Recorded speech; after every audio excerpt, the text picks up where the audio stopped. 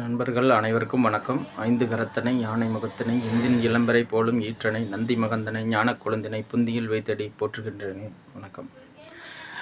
நம்ம இப்போ குரு பயிற்சி பார்த்துட்ருக்குறோம். அடுத்தது பார்த்திங்கன்னா நம்ம கடகராசிக்கு இப்போது மிதுன ராசி போட்டாச்சு. அடுத்தது கடகராசிக்கு குரு பயிற்சி கடகராசிக்கு ரொம்ப நண்பர், மிகப்பெரிய ஒரு நண்பர். அதாவது தன்னுடைய ரைட் ஹேண்டனே சொல்லலாம்.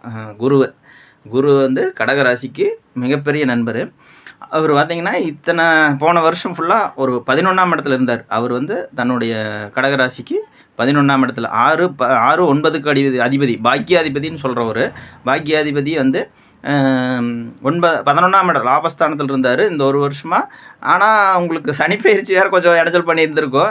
ஏன்னா இதையும் லிங்க் பண்ணாமல் பேசணும்னா உங்களுக்கு அது பலன் வராது. ஏன்னா என்னோட ஓகோங்கிற மாதிரி சொல்கிறாங்க. ஆனால் சனி பயிற்சி வேறு நம்மளுக்கு பயங்கரமான இடைஞ்சலாக இருக்குது அப்படிங்கிற மாதிரி தான் வரும். ஏன்னா சனி வந்து கடகராசிக்கு இப்போ 8ஆம் ஸ்தானத்தில் இருந்தார் போன வருஷம். பாக்கியத்தில் திருக்கணியத்தில் பயிற்சி ஆகிட்டார். பாக்கியத்தில் இன்னும் பயிற்சி ஆகலை. அதனால் எல்லாமே கொஞ்சம் வித்தியாசமாக இருக்கும். பார்த்தா அதில் ஒரு மாதிரி பலன், இதில் ஒரு மாதிரி பலன் அப்படிங்கிற மாதிரி தான் வரும். இருந்தாலும் உங்களுக்கு இப்போ நம்ம குரு பயிற்சி மட்டும் நம்ம கணக்கில் எடுத்து பேசலாம். அவர் சனி கொடுக்கக்கூடிய தடையை இவர் நிவர்த்தி பண்ணுற அளவுக்கு இருப்பார். அது எப்படின்னு நான் சொல்கிறேன் பாருங்கள். அதாவது குரு வந்து பாக்கியாதிபதி, 6க்கு அதிபதி பாக்கியாதிபதியும் ஆகிறார். 6ஆம் இடங்கிறது நோய் கடன் எதிரி இதெல்லாம் குறிக்கிறது. ஆனால் பாக்கியாதிபதிங்கிறவர் உங்களுக்கு எல்லாம் நல்லது பண்ணக்கூடியவர். ஸோ இவர் வந்து என்ன பண்ணியிருந்தாரு, போன வருஷம் 11ஆம் இடத்துல இருந்தார். 6க்கு 6ல் மறைஞ்சிருந்திருந்தார்.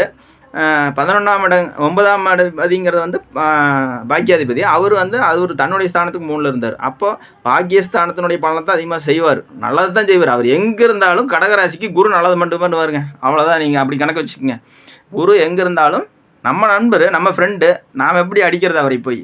அதனால் நீ என்ன வேணாலும் நீ வேணால் என்னை அடிச்சுக்க அப்படிங்கிற மாதிரி தான் உட்காந்துருப்பார். ஒழிஞ்சு உங்களை ஒன்றும் பண்ண மாட்டார். அவர் லாபஸ்தானத்தில் இருந்தார். இப்போ வந்து பார்த்திங்கன்னா 12ஆம் இடமான விரயஸ்தானத்துக்கு போகிறார். 12ஆம் இடங்கிறது விரயஸ்தானமாக இருந்தாலும் அங்கேருந்து உங்களுக்கு நல்லது தான் பண்ணுவார். என்னால் நான் எந்த அளவுக்கு செலவு கம்மி பண்ணி கொடுக்க முடியுமோ பண்ணுவேன், ஆனால் நல்ல செலவாக பண்ணி கொடுப்பேன் அப்படிம்பார். அதுதான் மெயின் அவர்கிட்ட.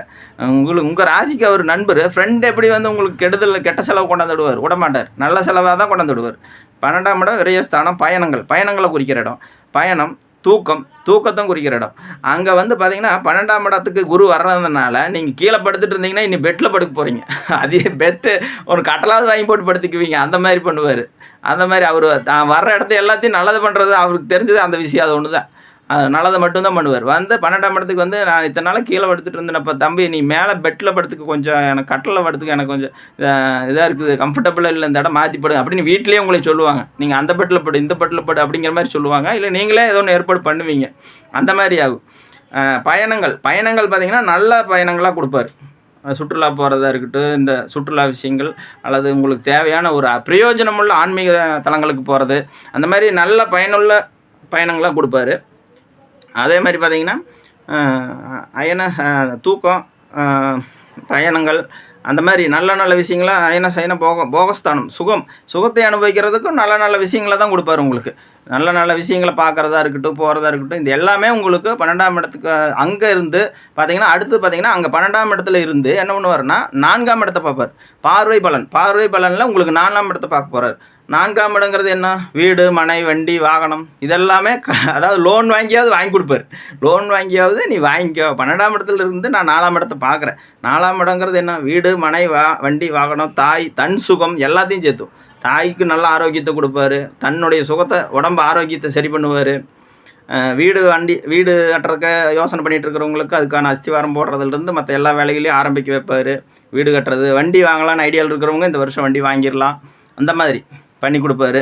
அல்ல அது வண்டி வச்சுருக்கிறவங்களுக்கு அதில் ஒரு ஆல்ட்ரு பண்ணுவார், புதுசாக ஒரு டெக்கரேஷன் பண்ணுற மாதிரி. அந்த மாதிரி ஒரு சின்ன வேலைகளெல்லாம் செஞ்சு கொடுப்பார். அது அவங்கவுங்களுடைய சொந்த ஜாதகத்தில் வசதி வாய்ப்புகளுக்கு தகுந்த மாதிரி மாறும். அவ்வளோதான். அது வேறு பர்சனல்.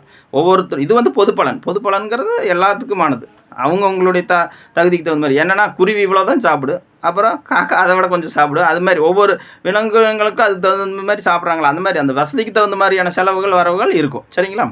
அப்புறம் அடுத்தது பார்த்திங்கன்னா 12ஆம் இடத்துல இருக்காரா, 12ஆம் இடத்துல இருந்து 4 அடுத்து 6ஆம் இடத்தையும் பார்ப்பார். 6ஆம் இடங்கிறது என்ன, அடிமை தொழில். உங்களுக்கு வேலை சம்மந்தமான விஷயங்கள்லாம் நல்லது பண்ணி கொடுப்பாரு. அல்லது வேலைக்கும் போக வைப்பார். வேலைக்கு போகாமையே இருந்தவங்க இந்த வருஷம் நான் வேலைக்கு போகிறேன்ட்டு போயிடுவாங்க. சும்மாவே இருந்து எனக்கு ஒன்றுமே ஒத்து வரல, செட் ஆகலை அப்படின்ட்டு இருந்தவங்க இந்த வருஷம் வேலைக்கு போயிடுவாங்க. அடிமை தொழிலுக்கு ஒருத்தர்கிட்ட நம்ம போக மாட்டோம் அப்படின்ட்டு இருந்தவங்க இந்த வருஷம் சரி நான் போகிறேன், எனக்கு என்னமோ வேலைக்கு போகலான்ட்டு இருக்குது அப்படின்ட்டு சூட் ஆயிரும், அவங்களுக்கு வேலைக்கு போக ஆரம்பிச்சிருவாங்க. 6ஆம் இடம் கடன், நோய் இதெல்லாமே கொஞ்சம் சரி பண்ணுவார். 6ஆம் இடம் சார்ந்த ருணரோக சத்துருசான்னு சொல்கிறோம். அந்த இடத்த குரு பார்க்கும்போது அந்த இடங்கள்ல எல்லாத்தையும் சுபத்துவப்படுத்துவார். 6ஆம் இடம் அவருடைய வீடு தான், அவருடைய வீட்டை அவரே பார்த்து அதை சுபத்துவப்படுத்துவார். நோய், கடன், எதிரி உங்களுக்கு எல்லாமே நல்லதாக கொடுப்பார். அவ்வளோதான், வேறு ஒன்றும் இல்லை. ஏற்கனவே பிரச்சனைகளில் இருந்திருந்தீங்கன்னா அதையெல்லாம் சரி பண்ணி விடுவார். அதே மாதிரி 6ஆம் இடமா 6லிருந்து அடுத்து 8ஆம் இடத்தை பார்ப்பார். 8ஆம் இடங்கிறது என்ன, வெளிநாடு, வெளி தூரதேச பயணம் தான். அவரே வந்து உங்களுக்கு 12ல் போய் உட்காந்துக்கிறாரு. 12ஆம் இடத்தையும் 8ஆம் இடத்தையும் பார்த்தாருன்னா அங்கே 8ஆம் இடங்கிறது என்ன, வெளியூர், தூரதேசம் போகிறது அல்லது மறைவிடங்களுக்கு போகிறது, இந்த மாதிரி ஏதாச்சும் சின்ன சின்ன விஷயங்களை செய்வார். ஓராண்டுக்கு மட்டும் அந்த இடங்களில் வந்து வலுப்படுத்துவார். 8ஆம் இடங்கிறது என்ன, அடிவயிறு உங்களுக்கு குறிக்கும். அடிவயிறு இந்த மாதிரி ஸ்தானங்களை எல்லாம் சொல்கிறனால அந்த இடங்களில் இருக்கக்கூடிய பிரச்சனைகள், அந்த அடிவயிற்கு பக்கத்தில் இருக்கிற பிரச்சனைகள் எல்லாத்தையும் சரி பண்ணுவார்.